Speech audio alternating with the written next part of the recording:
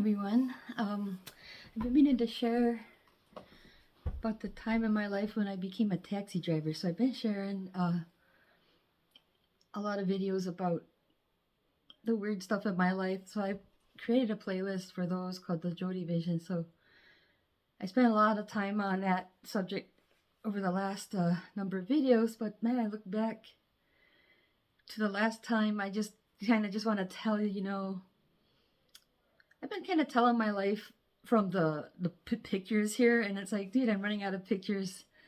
But I figured, now, when I start something, I kind of want to finish it, and it's like, okay. But I'm going to go ahead and share about some of the events that have happened over the years, even if I don't have a picture book. But I did find two good pictures. I'm going to share them in a little bit. So, I think I went back to review what I shared last, and the very last thing I think I was talking about is I used to live at the Acacia building on the corner of 14th Avenue in Pennsylvania. And that part of the reason I moved out of that is I thought maybe I was experiencing some type of paranormal activity that could be connected to the building because it is on the haunted house tour every Halloween. So I've tried to mention that before, and that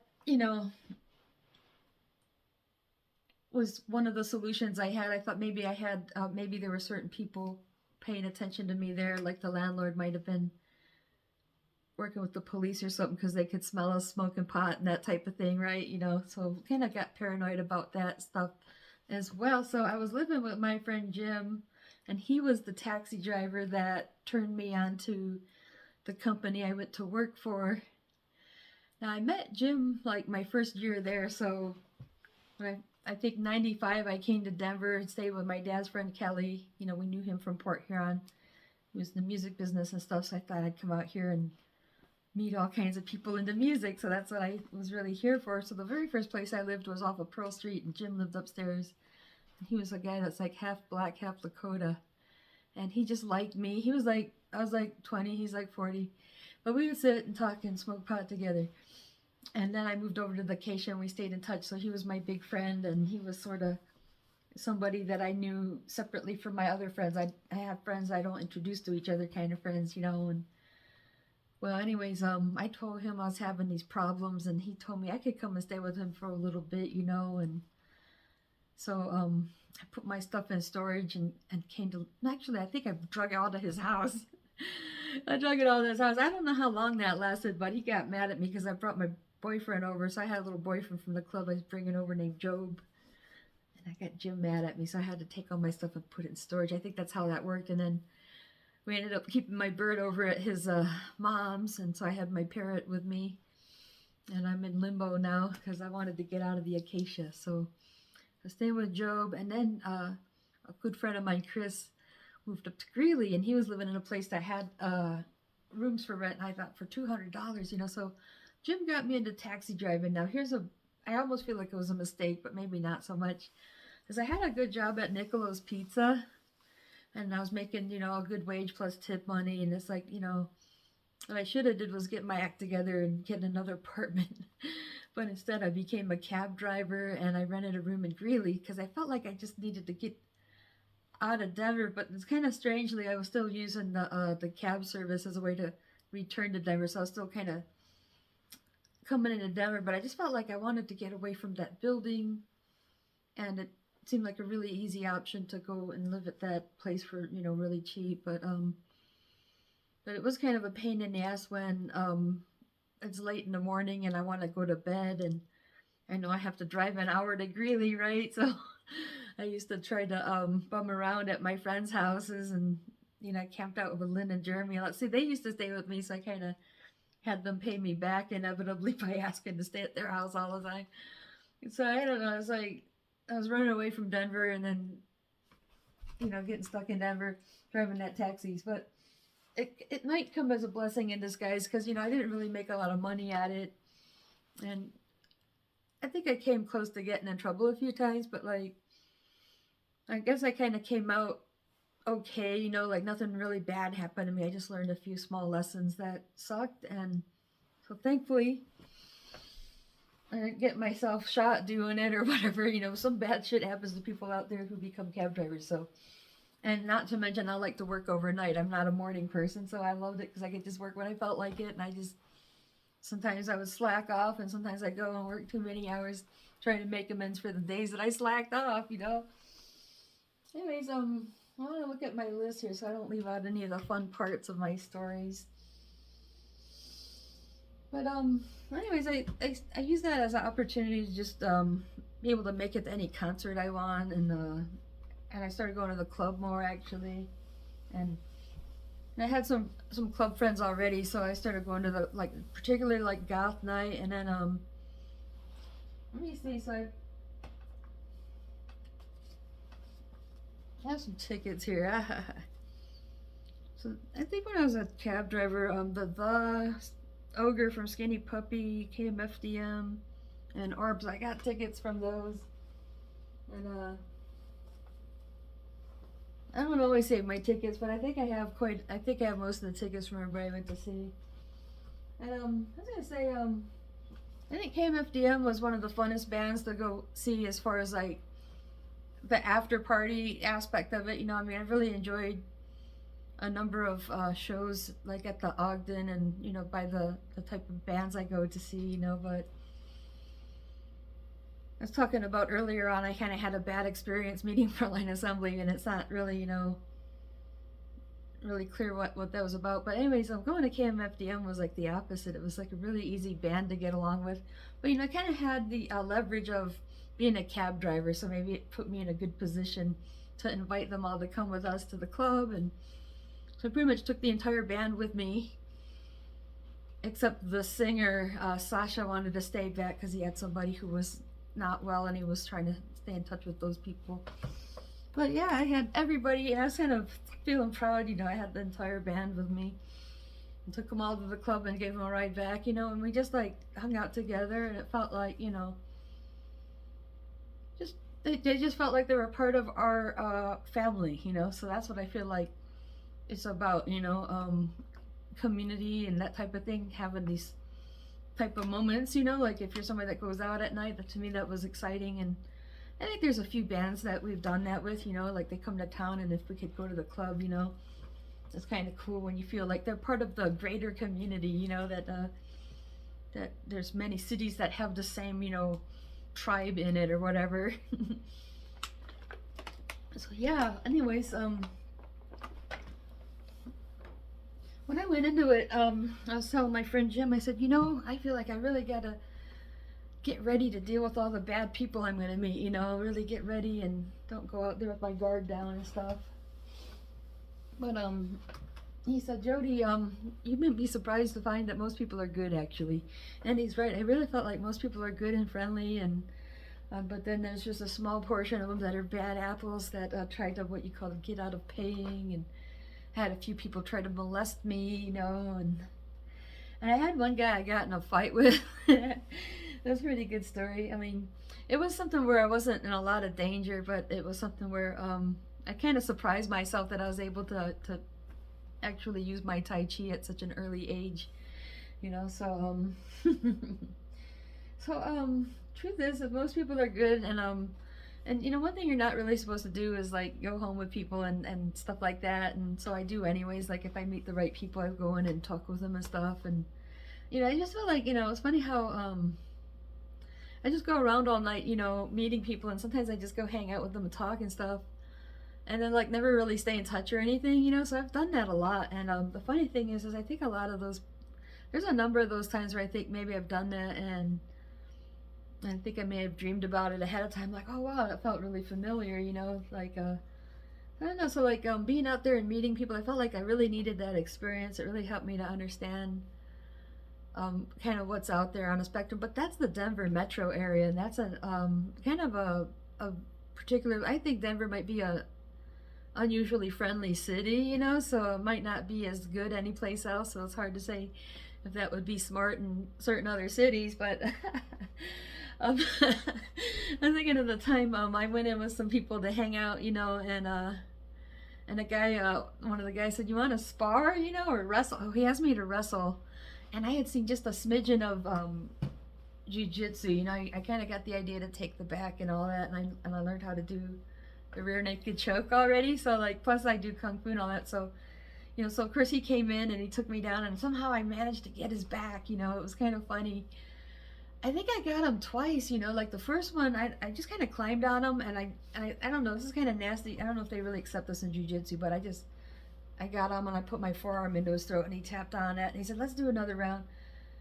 And I got his back, and you know, it's just I just love this kind of after the bar kind of story. But I was just really like, wow, you know, like I really learned a little bit of jiu-jitsu. Someone asked me to spar, and thankfully it was a safe bet. You know, you normally you shouldn't, you know, what you call go spar with people you don't know.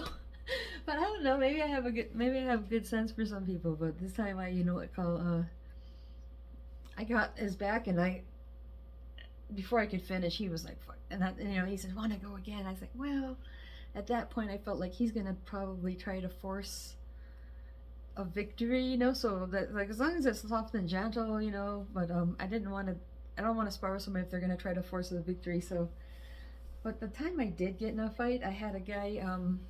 He didn't seem to speak much English. It was kind of a small Mexican dude, and I've met a lot of Mexican people, and I like him, you know. And he seemed kind of like he's had too much to drink, but he wasn't giving me very specific directions. He was, you know, coming down from like someplace off of Federal and 38th Avenue where like the Spanish people hang out, and then like I picked him up from some hotel over there, and I was taking him down by the Capitol, and he was telling me to go down to 14th and Broadway, and so I'm like going down Spear Boulevard with him, and he's reaching over between my legs and trying to put his hands, you know, on my you know what, and I'm like driving the cab and trying to peel his hand off, and you know, when I used to train with my Kempo teacher in Florida, he taught me kind of the sticky hand game that you play when you're side by side with someone.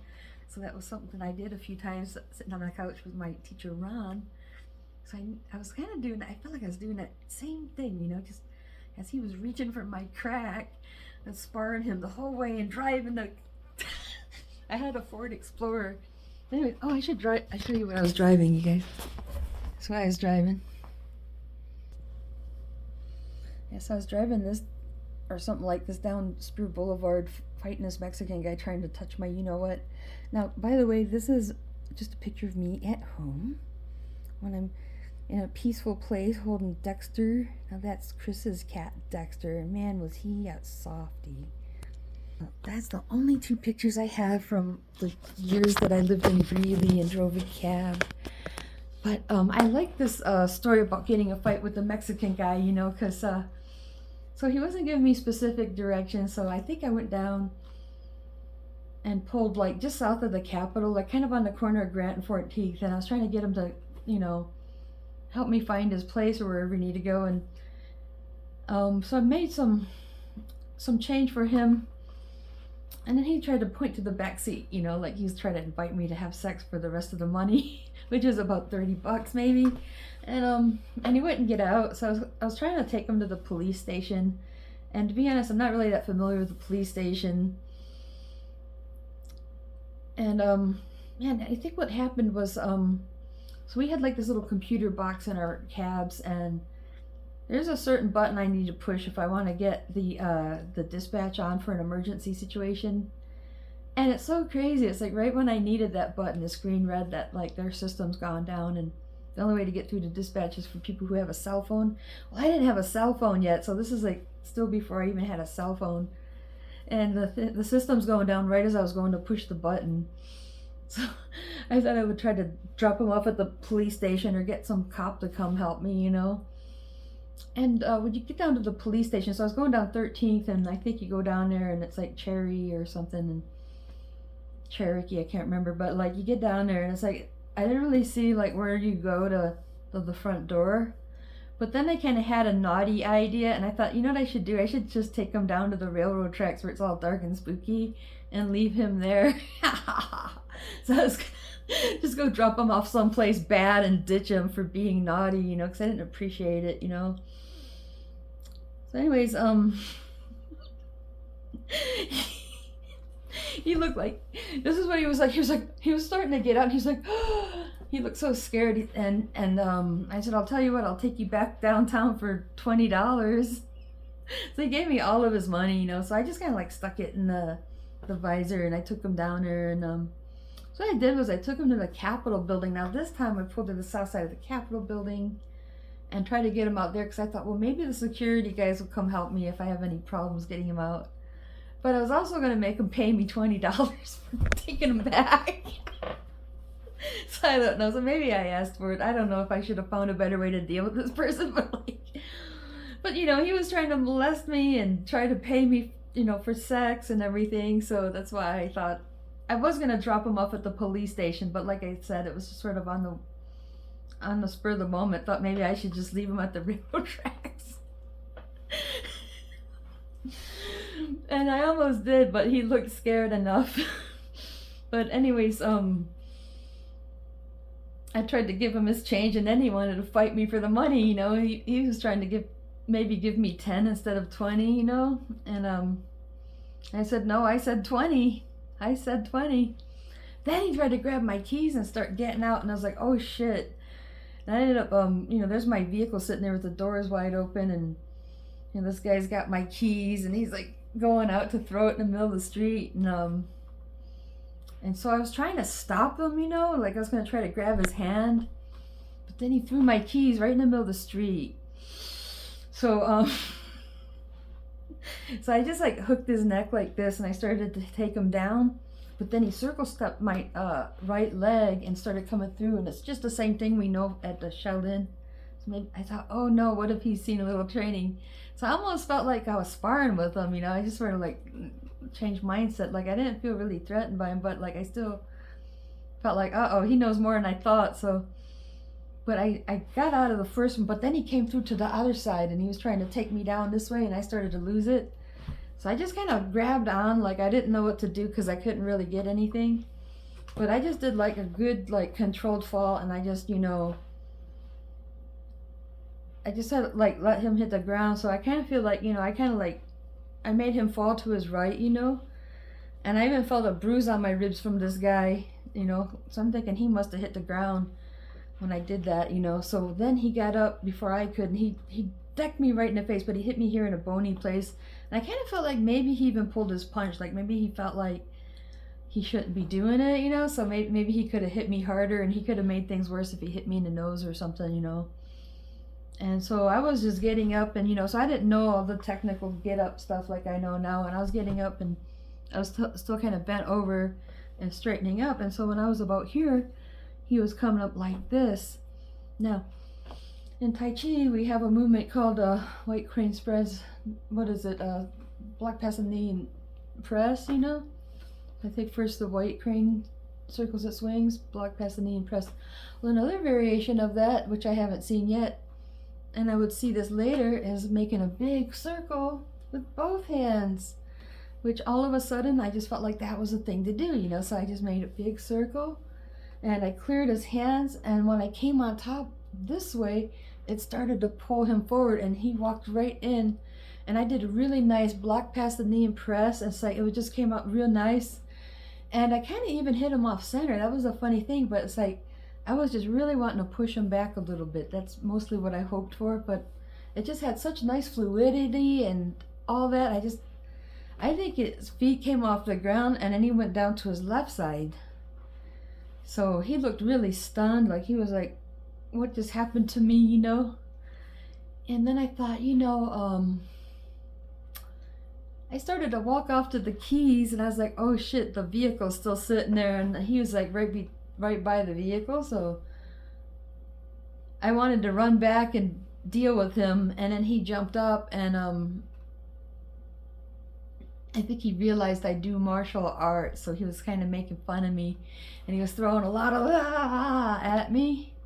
And that's again where I felt like the Kempo teacher, or maybe the Tai Chi I've had, the sticky hand training, you know. So when he was just throwing a bunch of wild things, I just kind of like stuck together with his hands, and he was only able to scrape the nose. So after that, he stopped coming after me. Now I did something really kind of weird that I don't normally do, and I did something like I made what we call this is like your tiger crane. So I had a tiger crane hand, and I had a phoenix eye like this, And I just like jumped into a funny like bird stance type of thing, and I was waiting for him to get too close because I was going to start fighting really hard. I was trying to plan the next attack, like I was watching him walk onto me and told him, to walk away because I was getting ready to, I didn't tell him this, but I had it in my mind. I told him it's time to walk away because I was getting ready to hit him hard. I was going to attack his legs and stuff like this, see? But it's so weird, that's why I felt like maybe, that's like when you do Shaolin, the magic of Shaolin is that, maybe you get help from the masters, like maybe the masters are helping me because like I don't fight like this, that was so weird. That's how my my friend from Rhode Island would say, oh, that was so weird. But I think that that's one of those things. I think that's like one of the worst case scenario. Like I think the worst thing that happened is like having people like not pay me and having people touch my boobies, but like other than that, like he was totally like going for my, he was like taking his hand and just going right up my thigh while I was driving, and I was driving and sparring with him, and then when we got there, nobody would stop. That was the thing, I was like, I saw another cab driver, I was like, come on, help me, and I was thinking maybe the security from the, I was at the Denver, actually at the capital of Colorado, and I thought, man, someone's gonna help me, dude. I just have to park right here. So, see, I didn't want to like, go to jail or something. That's probably part of the reason I was easy, but I made a couple of mistakes, but once I got him to walk away, I got my keys and left. I was like, phew. But it was just such a weird coincidence how the radio quit working, and then I just had to deal with this guy, and it's like it's not like a life-threatening situation, but it's one where like it made me use my tai chi or some shit. Anyway, so that's kind of interesting, but now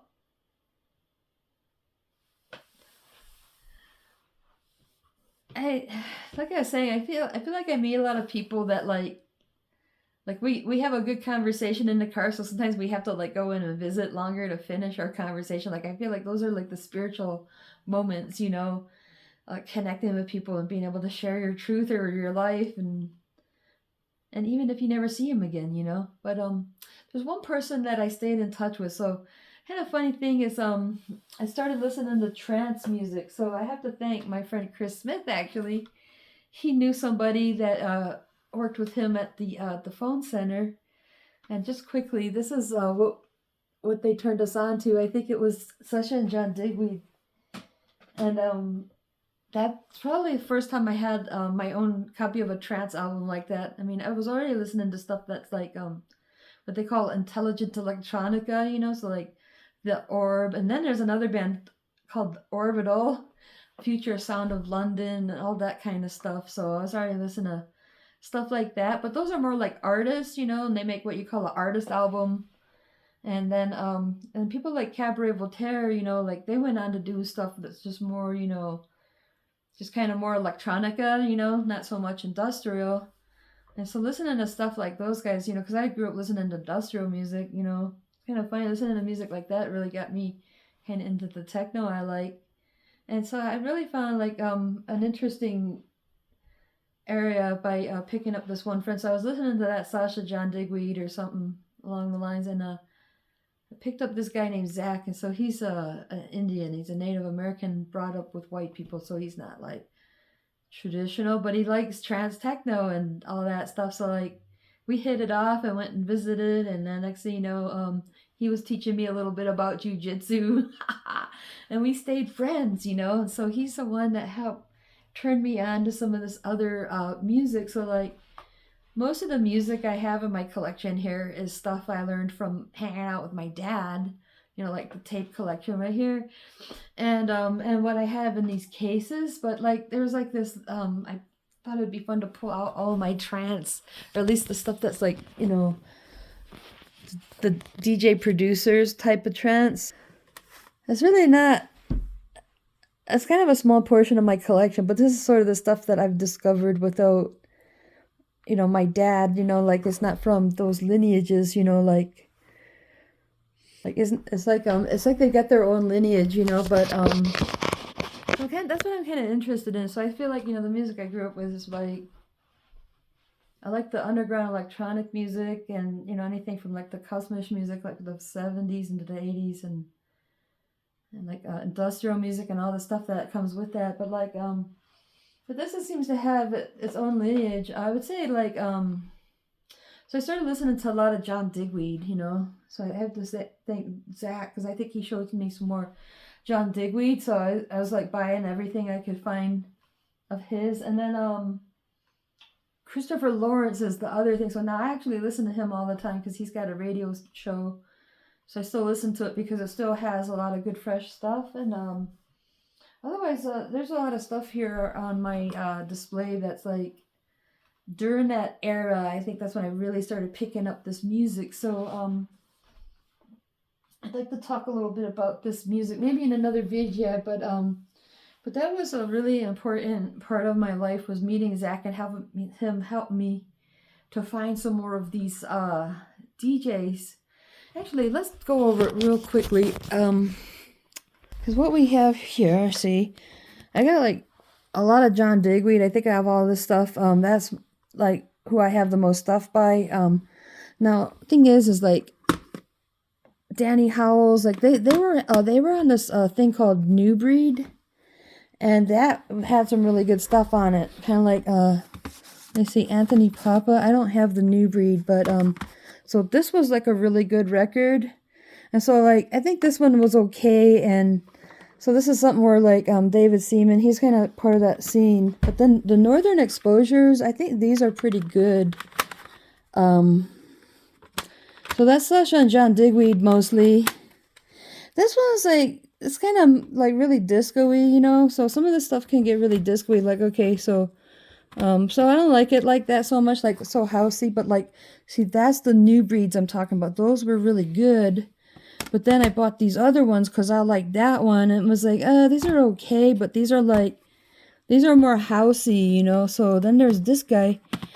This seems to be like kind of just straight up, I like him because it's just, it really doesn't seem pretentious or anything. It seems to be, I think on one of these covers it was talking about, they're trying to do like the techno music that's not so cheesy, So I like a little bit of Steve Lawler. I think this is something that me and Zach were really into together, so it makes me think of him a lot.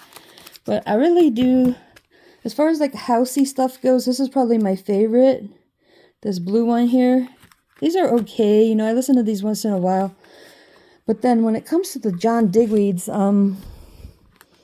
let's see, these are like, so the Bedrocks, those are really cool. I mean, that's like, it really has a classic and original style to it. It's like, it's like minimal electronic music. So it seems to be like a little bit like Kosmish music, but it's kind of got its own lineage. But this stuff's a little more disco-y. But these are okay. The thing is I really liked this one. The Los Angeles, it's pretty trippy. I mean, some of it's kind of like got that ravey gravy to it, but there's some of it's really deep and trippy. But these ones are like, I bought them because I like this one. And then, let me see. Think about these ones. I think this one had some pretty deep stuff on it. I think that's the one. I really like that. It's pretty deep. And these are okay. And then these transitions, I think these were pretty good. And so I was listening to him a lot. And then there was this Chris Fortier thing. I really loved this Bedrock one so much that I sent a copy to Bill Lieb. Because I think some of it's so deep and seems to be, kind of end timesy, that type of thing. This one's kind of juicy, And so when, I was driving cab for those 2 years, and I was really lucky because some of the cabs I had, like that, the one over here, I think I drove 558 quite a bit, and had a good tape deck, so I could bring my tapes to work or use a tape adapter, and so it was kind of fun also testing people and see how they like my music. So if I could tell they're not cool, I'd turn off my music, and I kind of knew my way around the radio and stuff. But like sometimes, I pick up people, like I thought it was cool. I had Frontline Assembly, like it was probably one like a technical neural implant. Maybe something like that, or something around that era. And I saw the customer come in. I thought, oh, he's probably going to be okay. So when we got there, he's like, whoa, what is this? I've never heard it before.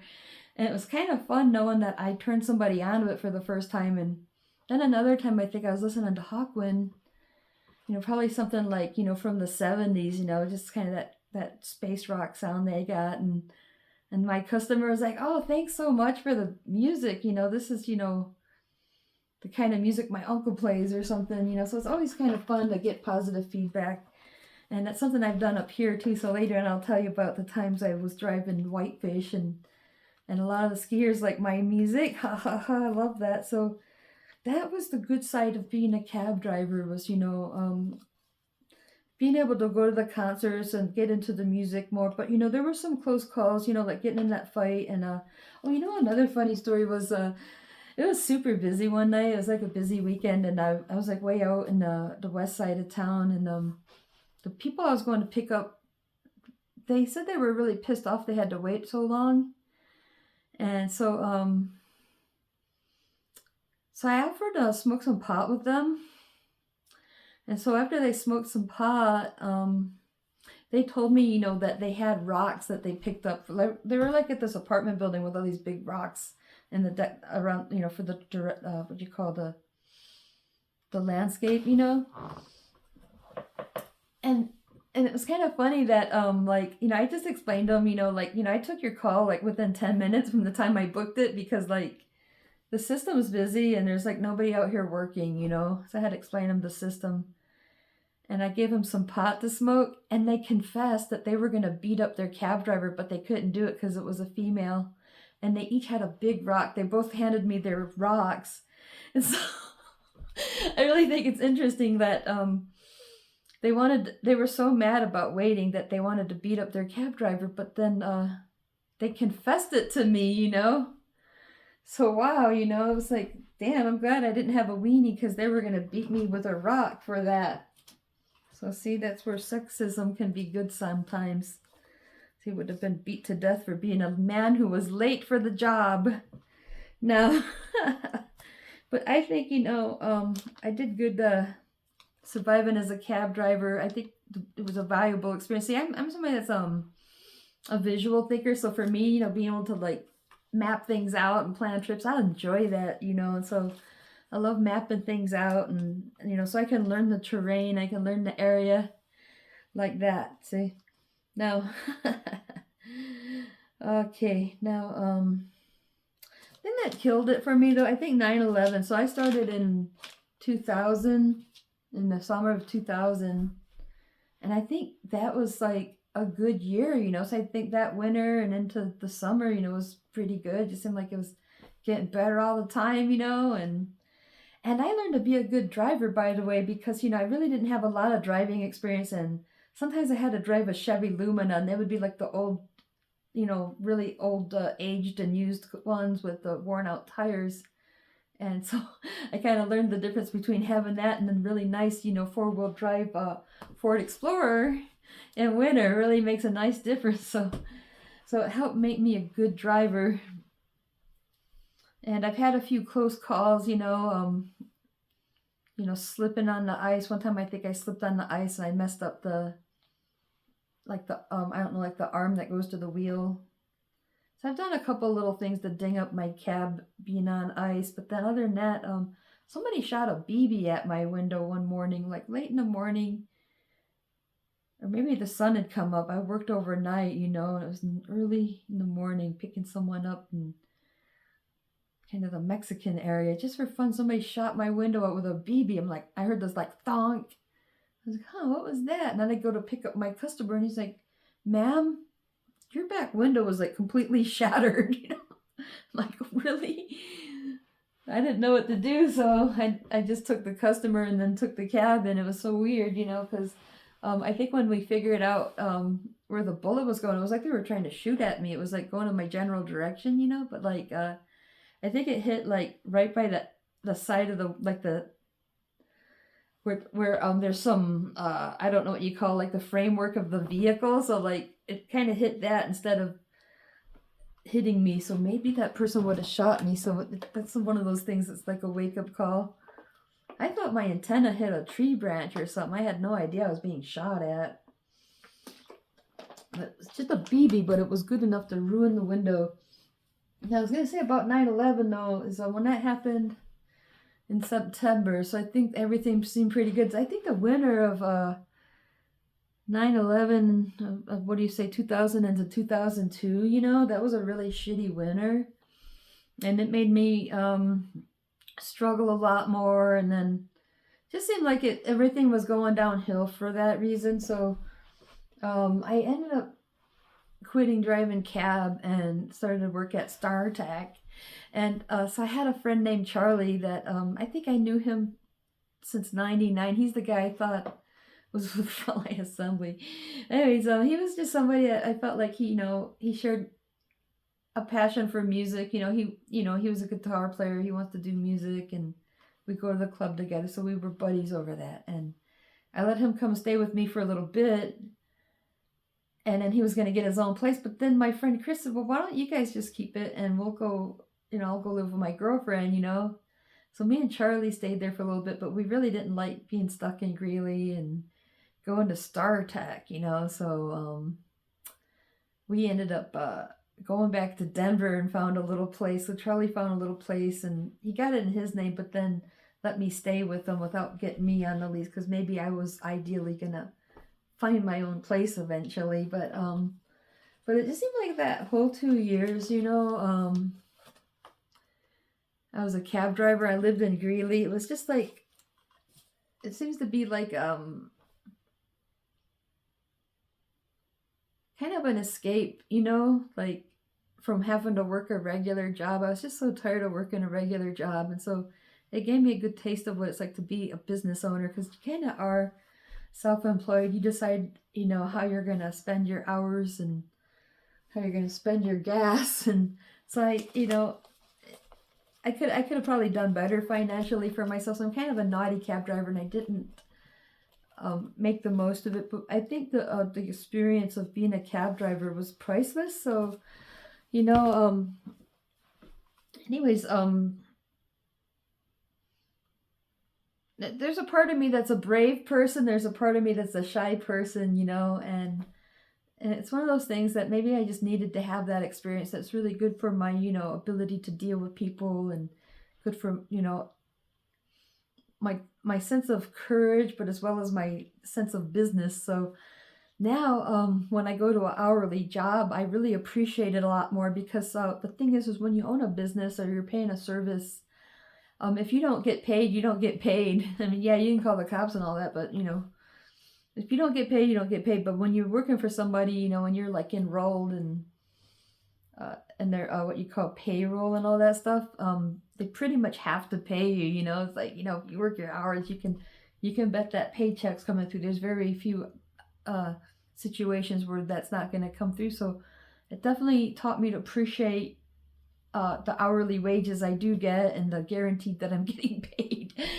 Otherwise, there's still a part of me that wants to go back to being self-employed, but maybe with a better business plan than that, right? Anyways, you guys, this would be, summer of 2000 to summer of 2002, maybe in the fall. That's when I don't know, we put in like a few months at StarTech. It was like a place in Greeley. It's like a phone center. We had a lot of different major companies like AT&T Wireless and Microsoft and stuff like this. So it's kind of neat, because like I was only there for a little bit, but we talked to people from all over the country, kind of like Ticketmaster, but better. There was like, I think we talked to people from all of the states in the 48 states, so so that was kind of an interesting experience, I guess, being in Greeley, just for those few months. But having it as a home base, to like leave Denver from, and just like, I just know I can go to Greeley and just be my little sanctuary, But getting stuck in Greeley, Greeley's kind of a gross little town. It's like they got some kind of a butcher. I guess they butcher cattle there, and there's probably a lot of old. I don't know what that smell is, but there's just a really nasty smell when they're butchering the cattle. I don't get it. Anyways, so Greeley's a smelly place, and so moving back to Denver. I moved back to Denver for a little bit, and so and stayed with Charlie. So maybe I'll get into that when I come back to my next story of my life. So this is part of a really special part of my life, though. I really wanted to talk about the cab driving years because I think that's like one of the like craziest things I've ever done. You know, like as far as calling me crazy goes, I think that's fair enough to say that was a crazy idea. And I don't want to say it was one of the stupidest things I've ever done because I could say that it has a lot of spiritual value. So it was really good for my spiritual growth and being able to understand people more, appreciate people more. And it helps me to like care about people more when you see more good people because if you feel like you just keep meeting people that are mean to you, it's really hard to be compassionate to other people. So you really need to meet people that treat you good. And that's what I felt was like, I met a lot of people who would treat me good. And those are the people that give me compassion, see? Anyways, let me end it here and I'll tell you about the rest of my life later. All right, talk to you then.